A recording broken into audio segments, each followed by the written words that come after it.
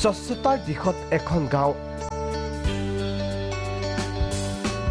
গোৱালপাৰাৰ ৰংছাপাৰাৰ পিছত পুনৰ স্বচ্ছতাৰ দিশত অগ্ৰসৰ ৰংজুলিৰ এখন গাঁও 40 নং ধনুভাঙা গাঁও পঞ্চায়তৰ অন্তৰ্গত ফকিৰপাৰা গাঁও এইখন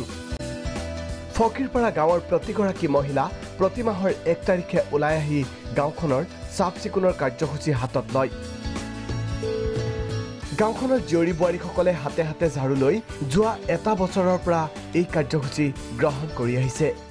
প্ৰত্যেক মাহতে স্বচ্ছ ভাৰত অভিযানৰ জৰিয়তে প্ৰত্যেক মাহৰ 1 তাৰিখে চাফাই অভিযানটো লওঁ চাফা কৰা ৰাস্তা হাৰাৰ লগতে ঘৰৰ সকলো যে চাফ চিকুণ হয় সেইকাৰণে লোৱা হৈছে প্ৰত্যেক ঘৰৰ পৰাই আমাৰ ওলাই আৰু কি আৰু নোলালে ইয়াতে 20 টকা আমি সহনা লওঁ ওলাবই লাগিব এইটো বাধ্যতামূলক এই চাফাই কাৰ্যসূচীয়ে স্বাভাৱিকতে সুন্দৰ কৰি তুলিছে গাঁওখনৰ পৰিৱেশ উল্লেখযোগ্য যে গাঁওখনৰ মহিলা সমিতিৰ সিদ্ধান্ত অনুসৰি কোনো মহিলা যদি চাফাই কামত ওলাই নাহে তেনে 20 টকাৰ জৰিমনা বিহাৰ নিয়ম আছে ফকিৰপাৰা গাঁৱৰ মহিলাসকলৰ এনে প্ৰশংসনীয় কাৰ্যক সকলোৱে শলাগ লৈছে যদিও বাটপথৰ দুৰৱস্থাই জলাকলা খুৱাইছে অঞ্চলবাসীক